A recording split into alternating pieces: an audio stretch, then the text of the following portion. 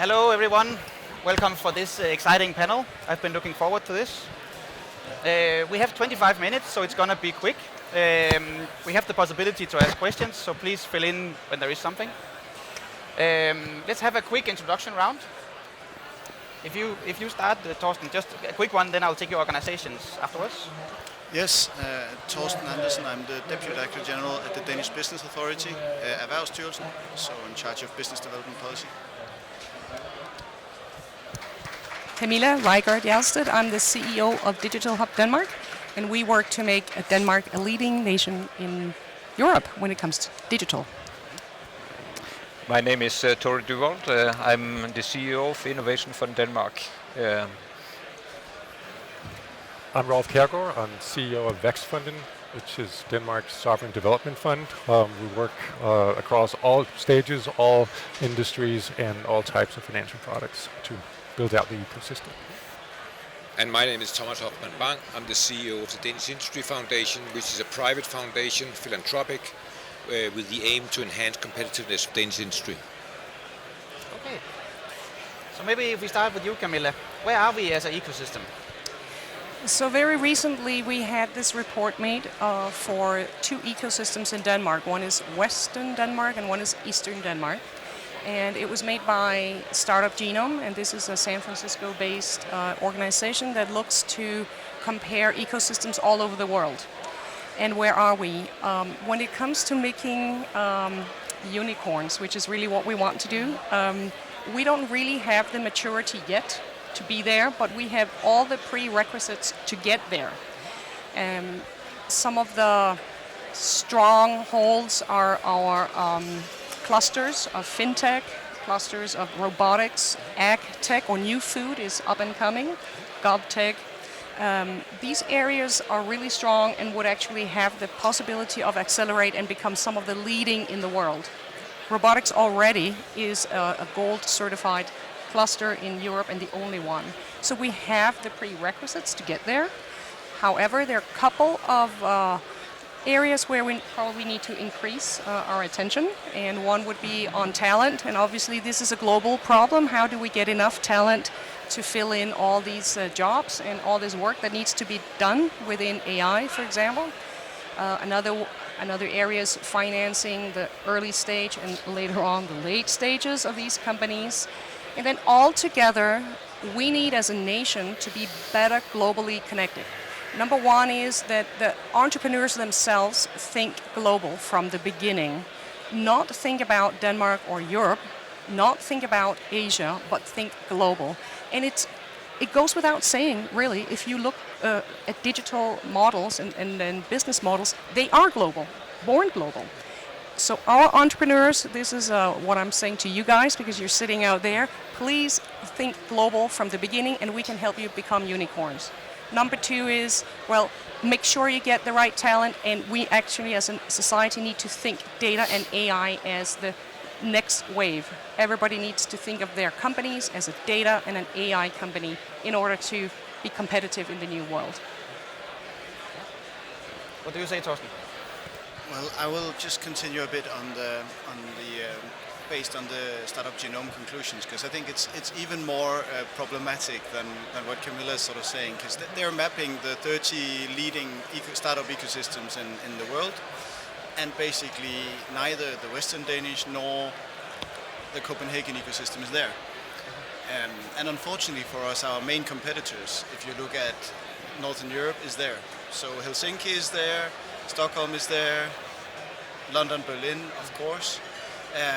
Amsterdam is there, and they're all moving even more rapidly up sort of the amount of capital invested than we are in Copenhagen.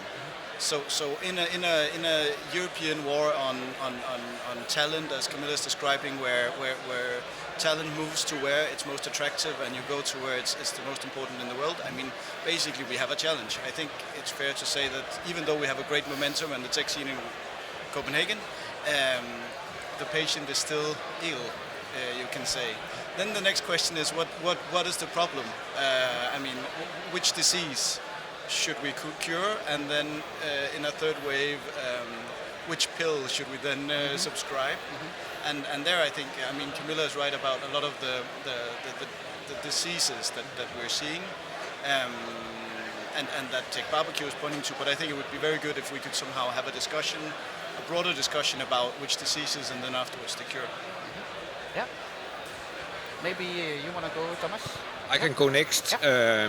Seen from our perspective, we agree that the ecosystem needs to be strengthened. We have a lot of the prerequisites in place, but we definitely need to boost the environment, the whole ecosystem, and so that's where we're focusing with a number of our projects, is that we're injecting money into strengthening the ecosystem. So we have funded a number of accelerators, incubators. We're also looking into how we can accelerate the transfer of knowledge from universities and their ability to take it into business with the open entrepreneurship program we're running at the Danish universities. And therefore complement what's already in place with the tech transfer institutions.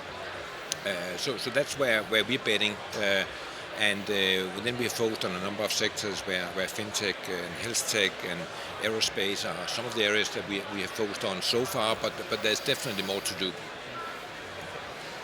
Will you go, Tor? Well, I think it's a good analysis here, and I think one of the problems we also see is that there are a lot of actors in the ecosystem, a lot of actors with a lot of good intentions, but not always so coordinated. And a lot of actors who are doing good things but have no money.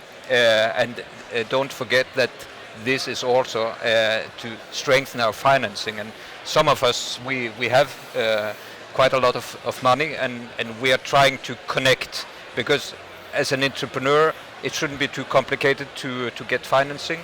What we're doing in the Innovation Fund Denmark is to give the soft funding. It's the initial step for young entrepreneurs, more experienced entrepreneurs, but maybe entrepreneurs for the first time. And we are maturing, and we are now much more connecting to Vækstfonden to have sort of, you're not running out of it. If you're successful, you can go further. I think that what Startup Genome said about unicorns and think global, that's of course extremely important, talking about AI and some of the real tech stuff.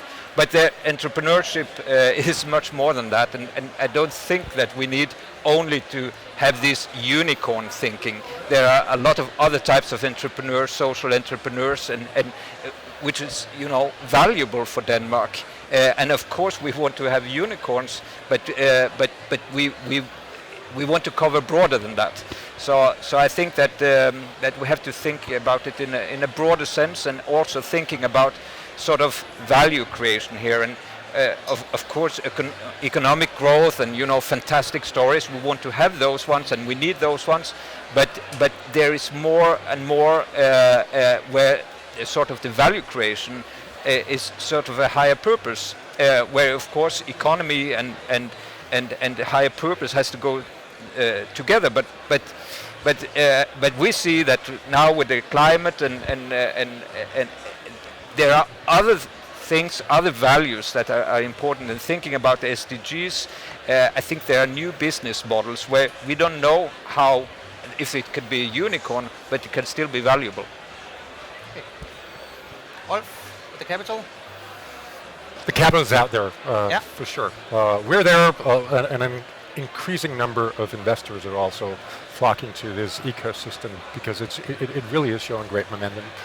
The fact that you're able to pull together upwards of 8,000 people for a couple of days here in Copenhagen, all enthusiastically looking for opportunities within the tech space, really is a testament to how far the entire ecosystem has come. But we're not there yet, for sure. And you've raised a number of great issues and topics that we all need to tackle. On the Startup Genome findings, the fact that we have some clusters out there that have developed, some of them in recent years, and have really fortified themselves, is another showcase of the possibility of actually doing that, if we all apply ourselves to where do we have opportunities, where do we have great technology, and where do we have great research, and then combine all of those forces and throw some capital in there as a facilitator. And that gets me to my first point, that of capital. In order to build unicorns, whether they should all become unicorns or not, that's a different story. They should all have the aspiration to at least grow to unleash their full potential. And in order to do that, you got to be able to attract funding early on locally. We're getting there. An increasing number of business angels are out there funding. We have accelerators, we have accelerator funds, and we're supporting a growing number of those as well. We have local VCs, so all of that is definitely moving in the right direction. But we need to be able to project the raising of 100, 200 million US dollars for an individual company that sets out to aspire for that unicorn status. If we cannot point to that from a local point of view, then they're going to go elsewhere and look for that money. So we need to keep building out the ecosystem locally, and we need to attract foreign venture capitalists and other investors to join forces and step in later in the later rounds to take these companies all the way, essentially. And we're seeing that. I've had numerous conversations with foreign VCs just during these few days. We are investing at Vækstfonden with Balderton, EQT, Gilde, a growing number of foreign VCs to bring them even deeper into our ecosystem. And that really is something that we need more of. And then my second point is what you also raised, Thomas, that of facilitating the transfer of technology, the transfer of research into commercialization. We've come a long way. We're joining forces, working even closer together.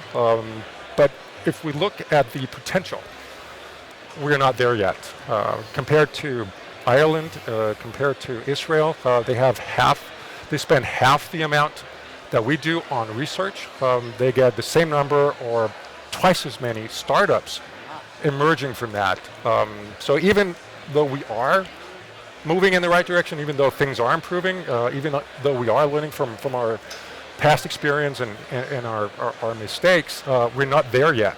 There's more potential to be unleashed, and we should really focus on that too. The transfer of technology as a source for the creation of great startups. Okay, okay, just a quick comment. Yeah, just to follow up on that, if you look at the Global Entrepreneurial Index, Denmark is actually doing fine. We're number 5. So from a high altitude, everything looks fine, and it's with a great outlook. However, do you look below the surface of that index?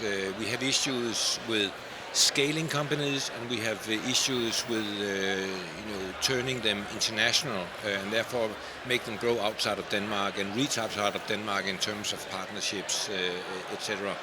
And that's back to that we might have an aspiration to create more unicorns, and that's all fine, but it starts in the other end of the chain where we need to create structures, create ecosystems that facilitate that we get much more action from universities and onwards, and help them to scale so that they don't die too early.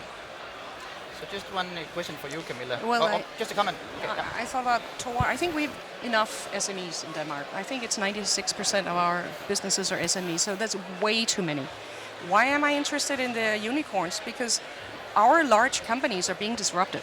If we want to replace them with the next coming up corporations, we need to produce them. And we haven't succeeded in doing so. Because what happens is exactly what Rolf says, they go elsewhere. So we need to protect that ability to grow large corporations. And we haven't done that very well. So forget about the SMEs right now. Look at the economy, look at who's generating the big GDP for Denmark, that's the large companies, and we really need to do something about them before they leave. And I think we've done not a good enough job so far. I'm not at all against unicorns, but look at the statistics. We're actually quite good at creating unicorns. So we we're among the best ones in Europe doing so. I don't say that we're not doing more of that. I think the problem is that some of the companies growing, they grow elsewhere. They start here and they move away, and that's fine, because sometimes that's necessary. But I think it would be great to have some companies more companies growing in Denmark. Yeah. Okay, so Camilla, one thing that is new in this report is the word relations. Can you elaborate a little on that? Like, we've talked about talent for many years, but relations, what is this? So we see that when we look at the ecosystem in Stockholm that is doing really well, outperforming us, what Startup Genome did was to interview heaps of CEOs and ask them, if you go somewhere, where do you go? Which ecosystems do you go to, and how often during a year do you go? And they asked exactly the same question in Denmark. And they find that the Swedish CEOs go, and founder or CEOs go 5 to 6 times a year to all these London, New York, Silicon Valley, Tel Aviv, Singapore, to gain insight and to understand what's going on. And that's the global connectedness I talked about before, whereas the Danish founders go once a year. And they think, Startup Genome, that this is one of the reasons that the global connectedness in Sweden and the using of their network is enhancing their chance to do growth. In fact, we're super outperformed by Stockholm. So we could probably look at whether or not we're using our network well enough and our international mindset well enough. We've known for years now through the Getty report that we're not doing very well there. Just look at the country itself. Is Eastern Denmark talking to Western Denmark? Are the clusters nationalizing, or are they looking at a regional level? Well, what we need to do is to have national strongholds, not regional, because we need to compete in a global competition. I just want to go back to one comment you made. You said that if companies are out raising capital or attracting whatever resources they need in order to build, and then it's fine if they go elsewhere to capture that. It's not fine.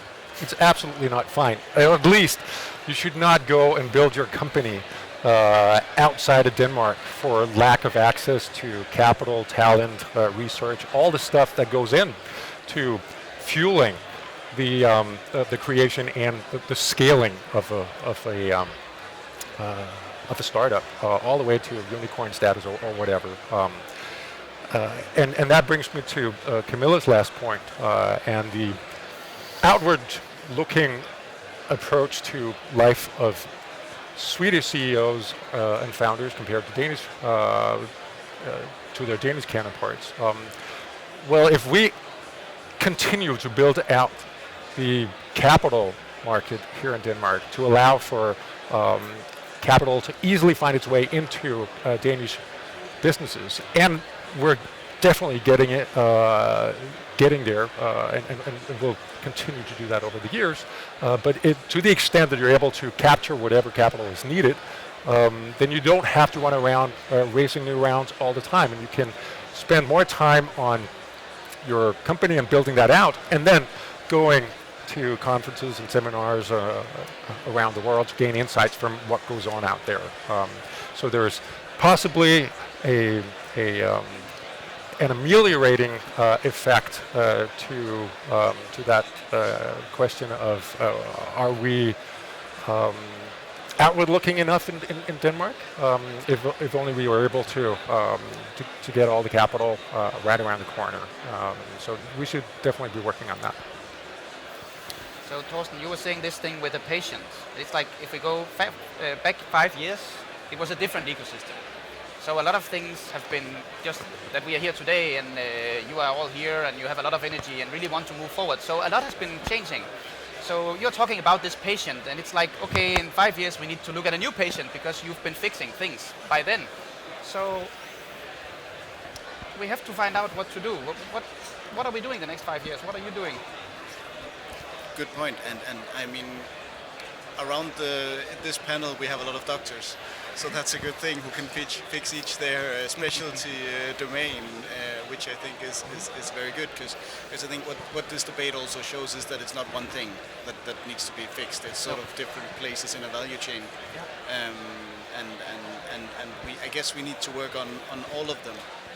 One point that I were also raised coming from the outside is sort of the, let's say, the disparity of the ecosystem, whether we have enough local connectedness of the ecosystem, and whether we're actually able to be well coordinated when you look at it from the outside.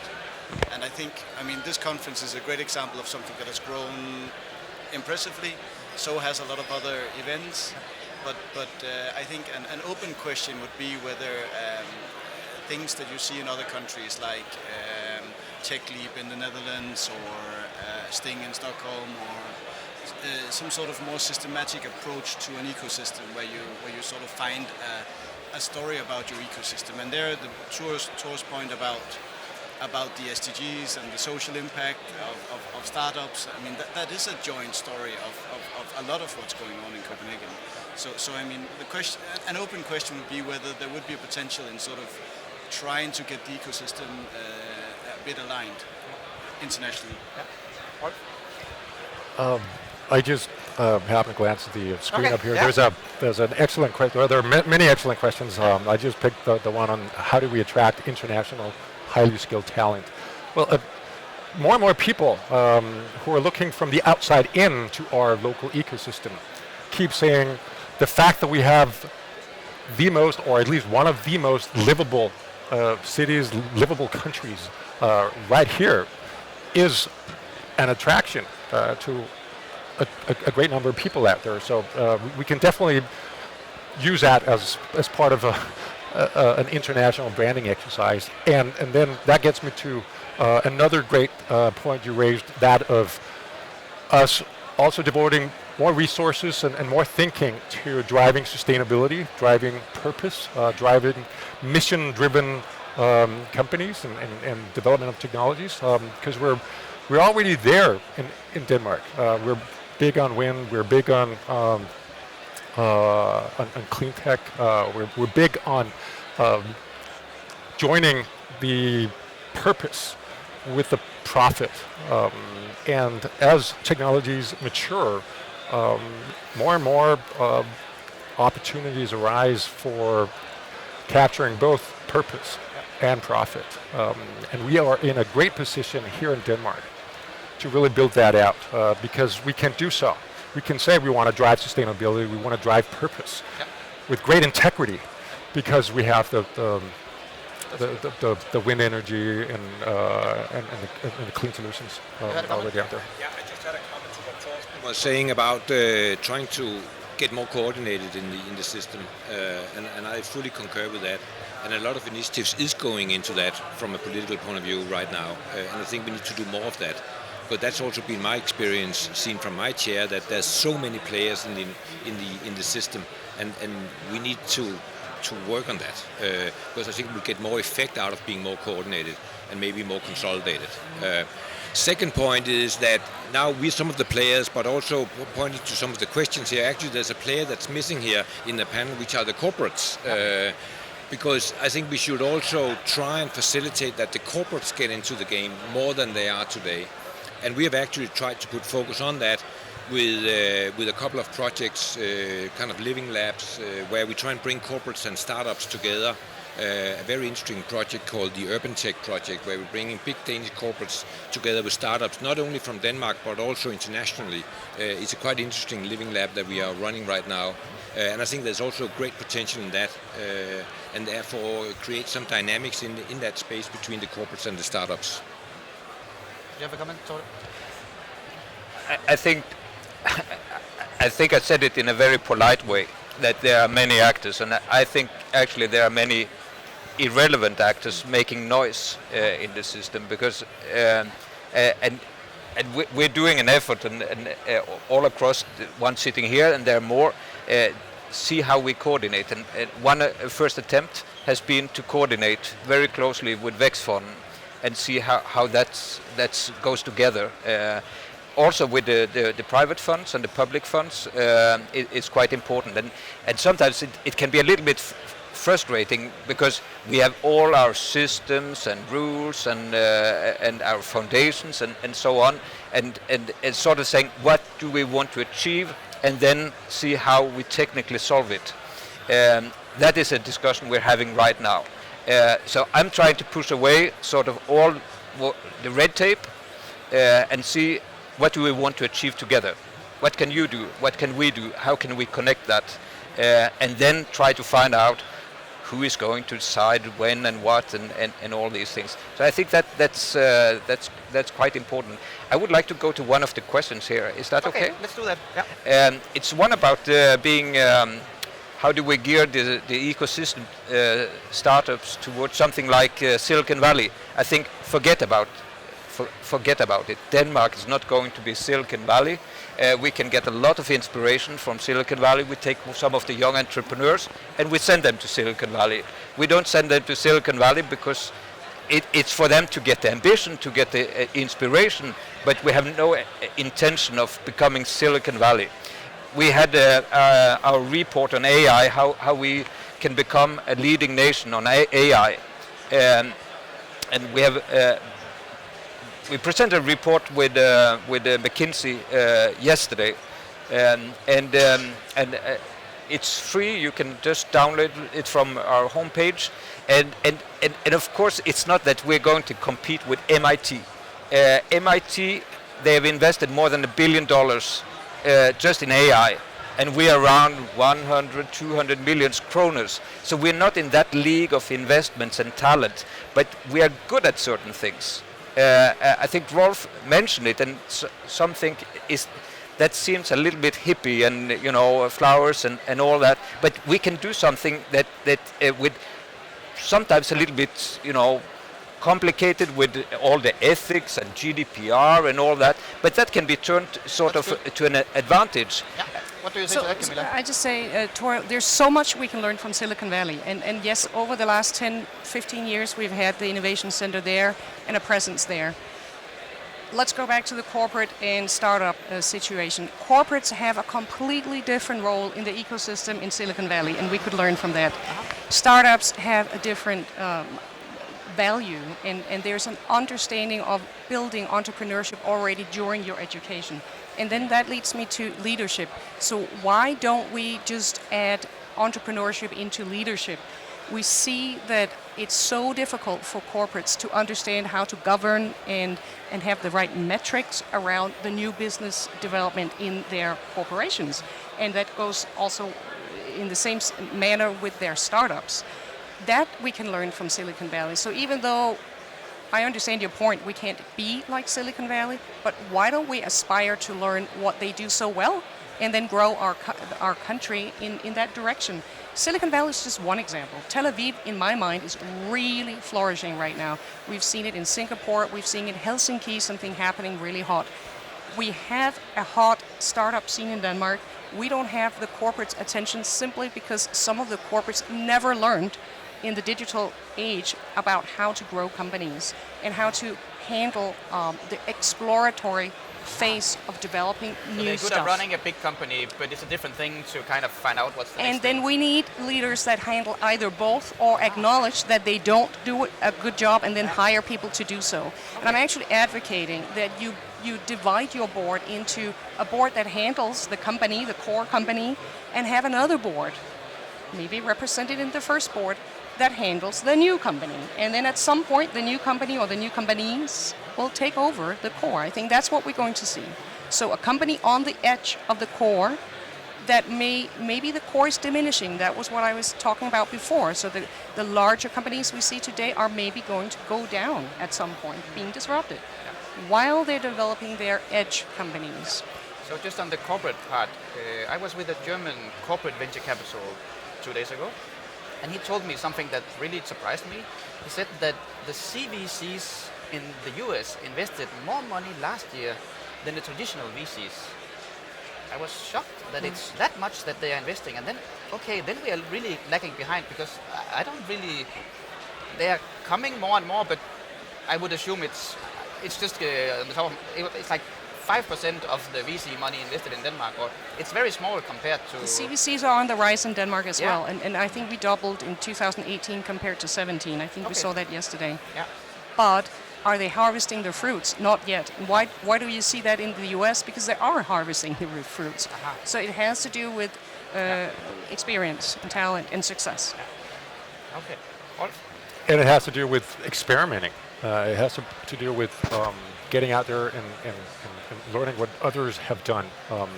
So on the corporate point, a few years back, we were among the founding members of an organization, a business-to-business network called Denmark Bridge, along with Lego, Maersk, Danske Bank, Dansk Industri, Novo, and then that community has grown over the years. And this bridge to be built is exactly between Silicon Valley and Denmark. Not to emulate Silicon Valley and what happens over there necessarily, because you're absolutely right, we can't design something like Silicon Valley right here, but we can learn a lot from that, and we can bring over talent and capital and resources and really learn from how they've gone about building the ecosystem over there, and exactly how the corporates get involved and are really engaged with the local ecosystem. And just from having these conversations, being over there, being in the room with all these different Danish corporates, a sense has emerged throughout that really refuels what they had already set out to do in order to build out their corporate venturing capabilities.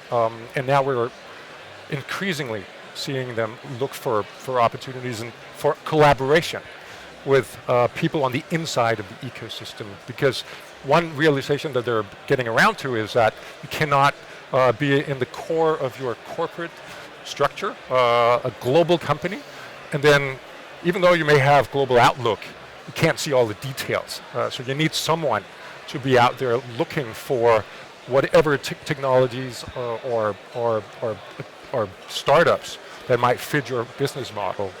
So it's all about creating that channel, and that channel really is the venture capital scene and the corporate venture capitalists that need to be removed from the core in order to act freely and be invited in by startups. Because there's also that element of having a strategic investor on board. If all your other investors are financial, then how are you going to exit that company? If not, sell it to the strategics, and what does that do to the financial returns for all the others? But the corporates are coming to grips with that, and they're definitely also on the rise here, and we need to keep pushing that, because we really need to get them involved in the ecosystem. Yeah. We need to finish off. We could continue until the after party tonight, but somebody else needs to get on stage. I'm sure they're interesting to listen to as well. I enjoyed this very much. Thank you very much. Thank you very much. Thank you.